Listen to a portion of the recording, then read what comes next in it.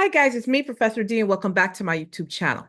On this video, we're going to be doing a case study on the diabetic patient. Now, before we get started, as always, I'm going to ask you to please support me and support this channel by liking this video. You're going to love it. Go ahead and give it a thumbs up now so you don't forget. Subscribe to my channel if you haven't done so already, and be sure to check out my website, nexusnursinginstitute.com.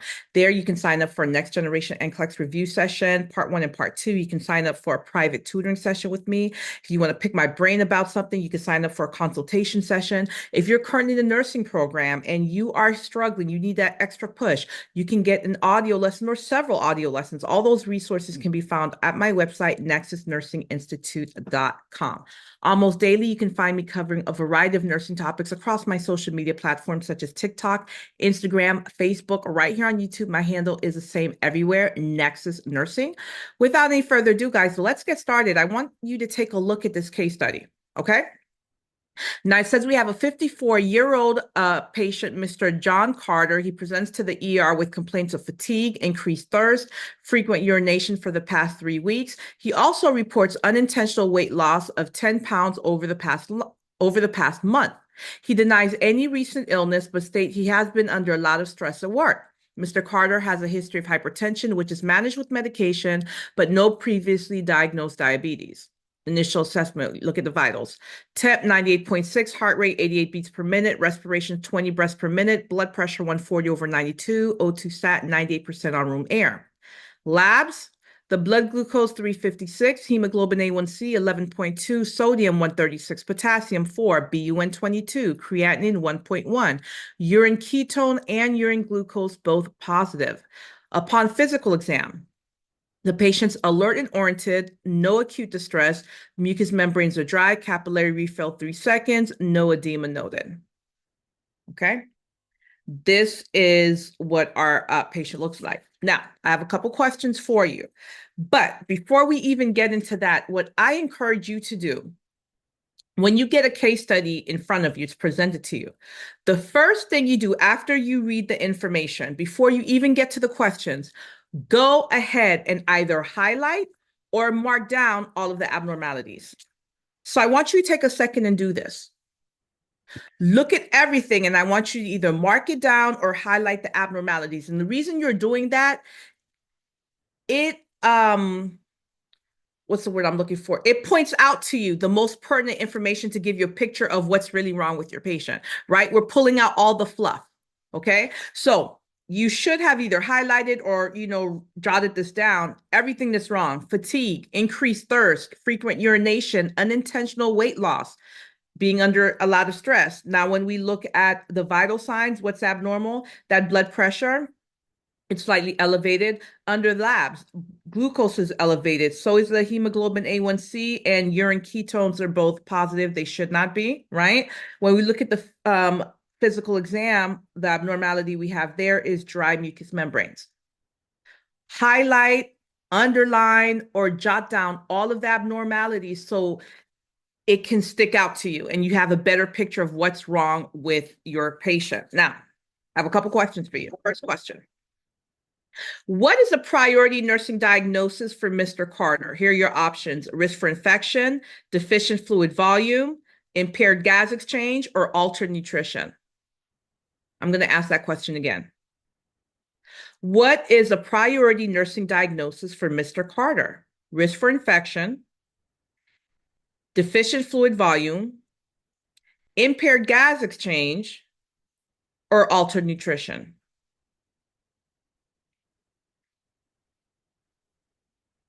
And guys, the correct answer is deficient fluid volume.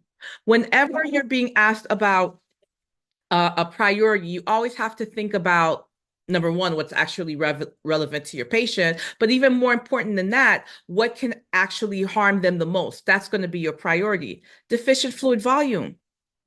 Patient has frequent urination, increased thirst, right? Look at our other options. I said risk for infection.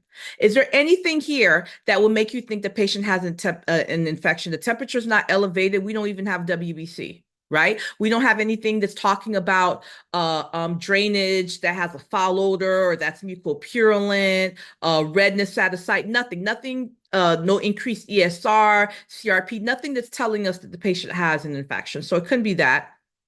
Impaired gas exchange. Well, look at the O2 sat. It's 98%. On room air. That patient doesn't have impaired gas exchange. And then last, altered nutrition. There's nothing here that talks about this patient's nutrition except for that glucose that's elevated. But guess what? That glucose that's elevated, you should not be going towards nutrition, especially when they're talking about frequent urination, increased thirst. Your brain should be going towards something else. I'm not going to talk about it now because I'll tell you what the answer is. So right now, our problem is deficient fluid volume. This patient has increased thirst, increased urination. We're concerned about what? Dehydration. Okay. Abnormal fluid and electrolytes absolutely falls under physiological integrity that can severely damage the patient. All right, next question. Based on the provided lab values, which condition is Mr. Carter most likely experiencing? Hypoglycemia, hyperglycemia, diabetic ketoacidosis, or hyperosmolar hyperglycemic state? That's HHS. I'll ask you again. Based on the provided lab values, so take a look at these labs, guys. Which condition is Mr. Carter most likely experiencing? Hypoglycemia, hyperglycemia, diabetic ketoacidosis, or HHS?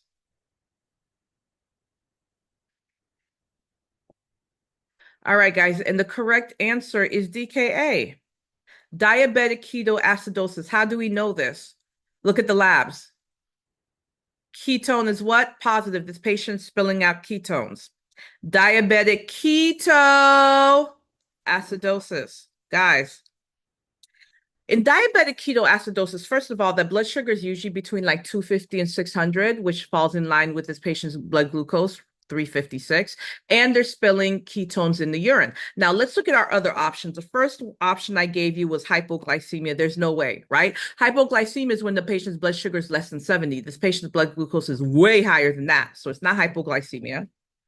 B, hyperglycemia. Yes, this patient is hyperglycemic, but it's worse than that. Not only are they hyperglycemic, where excuse me, blood sugar is high, because your normal blood sugar is 70 to 110, right? So not only is it higher than 110, patient is spilling out ketones in the urine. And last, HHS, hyperosmolar hyperglycemic state. With HHS, the blood sugar tends to be way higher than DKA. So remember in DKA, I told you the blood sugar is going to be between 250 and 600. Well, in HHS, the blood sugar is higher than 600. Usually it's even higher than 1,000. Okay, so what made us know that this patient is in DKA, not only the patient's blood sugar, right, but the fact that they're spilling ketones in the urine. Next question. What is the best initial nursing intervention for Mr. Carter? A, administer regular insulin per sliding scale. B, provide oral fluids. C, administer 50% dextrose IV push. Or D, encourage him to eat a high carb diet. Excuse me, to eat a carbohydrate rich snack. Don't do what I do. My brain just tried to fill in those gaps, and I made up my own story there. So again, what is the best initial nursing intervention for Mr. Carter? Are you going to administer regular insulin per sliding scale? Are you going to provide oral fluids? Are you going to administer a 50% dextrose IV push? Or are you going to encourage him to eat a carbohydrate-rich snack? And the correct answer is administering regular insulin per sliding scale. What's causing all of this? The patient's glucose too high. We're going to give that patient insulin. And I know what a lot of you guys were thinking. You went with the fluids because this patient is at risk for dehydration. And they absolutely is at, no, that's not good English. They absolutely are at risk for dehydration. I think I said that correctly. The problem is that patient going to get oral fluids? No, they're going to get IV fluids. We need to rehydrate them. This is a priority for that patient. We're not going to be giving oral fluids. And even if we do, it's going to be in addition to the IV fluids. The IV fluids is going to be the best option. Okay, we need to get the blood sugar down. That patient's going to get insulin. So that's why we're going with insulin. See where I said administer 50% dextrose IV push. Why would we do that? That's contraindicated. Patient's blood sugar is already high. Why would we try to increase it? So that's false. And then last, Encourage him to eat a carb-rich snack. That's also contraindicated. The blood sugar is very high. We're trying to bring it down. That patient's going to get insulin. Here's my next question for you.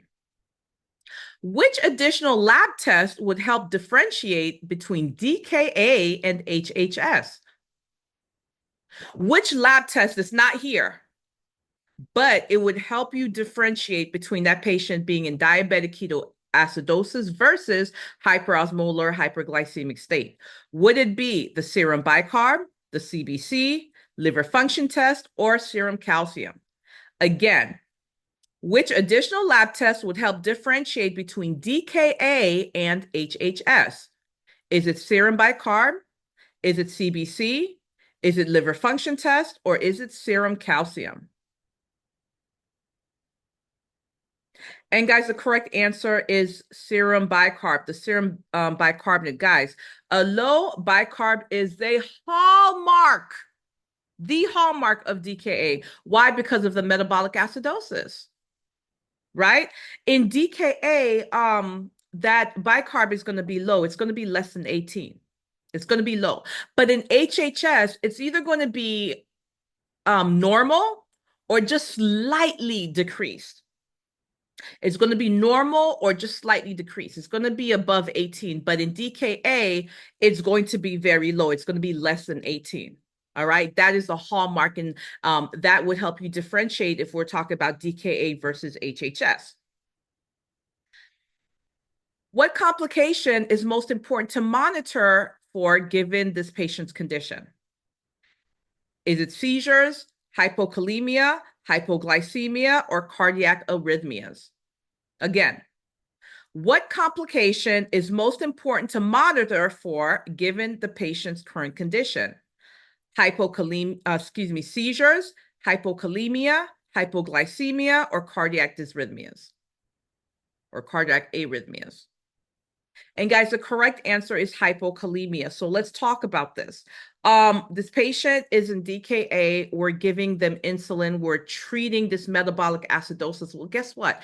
That treatment of the hyperglycemia by giving them the insulin, that treatment of that metabolic acidosis, that can cause push the potassium back into the cells and cause the patient to be hypokalemic. So when that patient is being treated, you have to keep your eye on the patient's potassium level. And that's very important because potassium has a very narrow therapeutic range, 3.5 to 5. Anything outside of that can cause what? Cardiac dysrhythmia. Okay. So the options I gave you, the first option I gave you was seizures.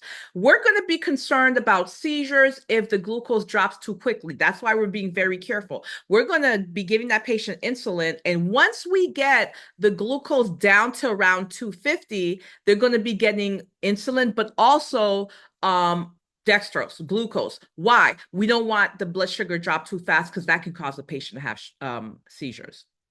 The other option I gave you was hypoglycemia.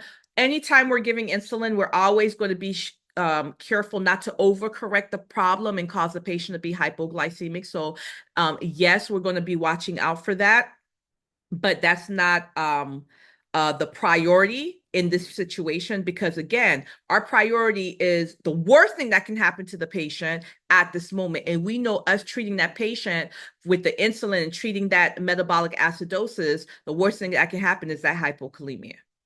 And last, cardiac dysrhythmias. Yes, cardiac dysrhythmias can happen, but that can happen as a complication from the hypokalemia, which is a complication from the treatment of the hyperglycemia and the metabolic acidosis. Okay? All right. Next question. When teaching Mr. Carter about his new diagnosis of diabetes, which statement indicates that he understands the management of this condition? A, I should avoid exercising to prevent low blood sugar.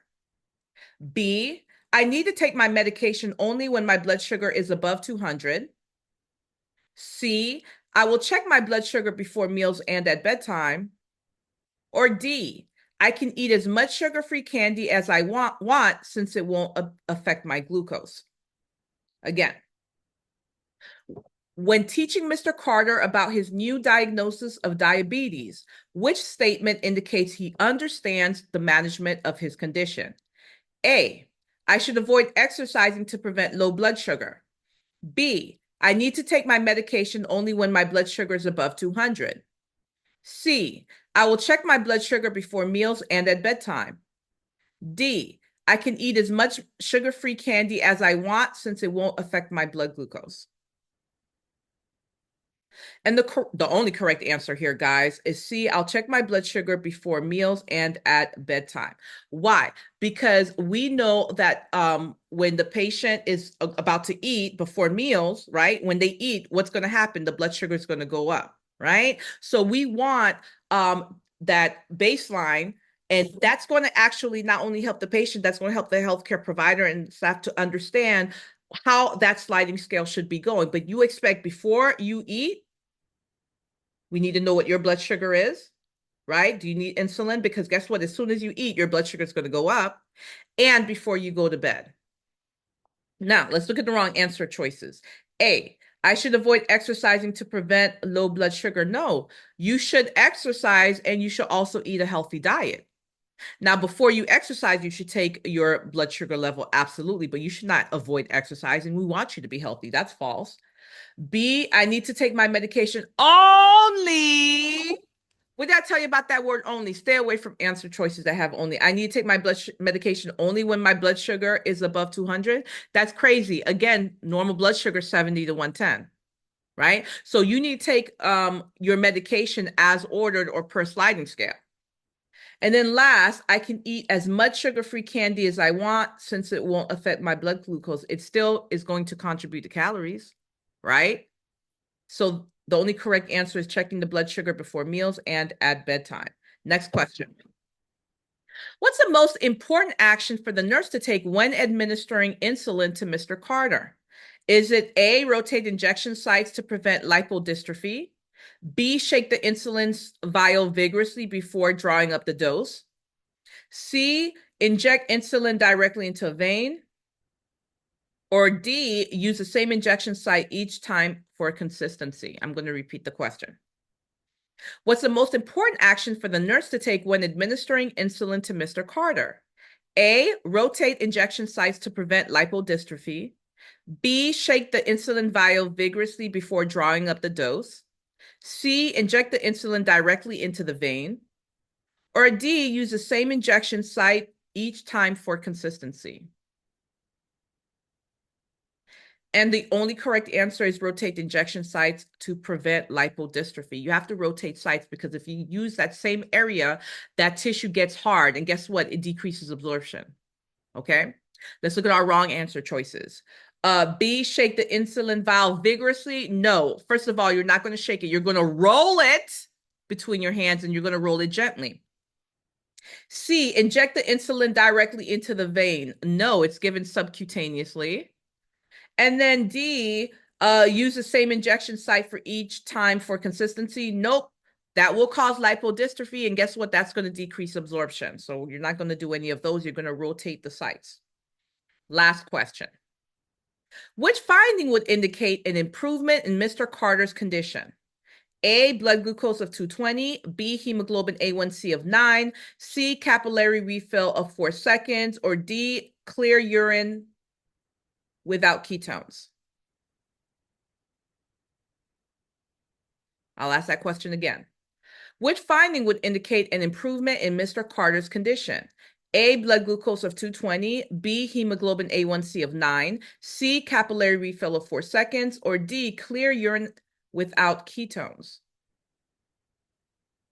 And the way we could know that the therapy, the treatment is improving the patient's condition is D, clear urine without ketones. Those ketones, again, is what made us know that this patient's in DKA. How do we know that DKA is clearing up? How do we know that that glucose is decreasing, right?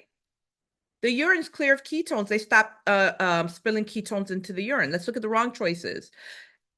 A, blood glucose of 220, it's still elevated. Normal 7110. B, hemoglobin A1C of 9. Listen, If you are not diabetic, your A1C should be less than 5.7. And if you are diabetic, we want that insulin hemoglobin A1C to be less than 7. So 9 is still too high. It's still too elevated. And last, capillary refill time of 4 seconds is supposed to be less than 3 seconds, right? That's how we know you got good circulation. So the only correct answer here, guys, is clear urine without ketones. And there are so many more questions that I could have covered with this. So guys, please let me know in the comment section if you'd like to see a part 2, or you'd like to see more case studies on diabetes.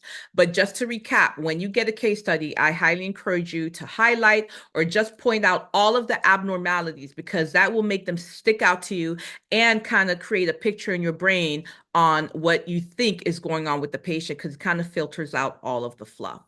Okay, so let me know in the comment section what you thought about this video and what you'd like to see me cover next. Thank you so much for watching this video, and you guys will catch me on the next video.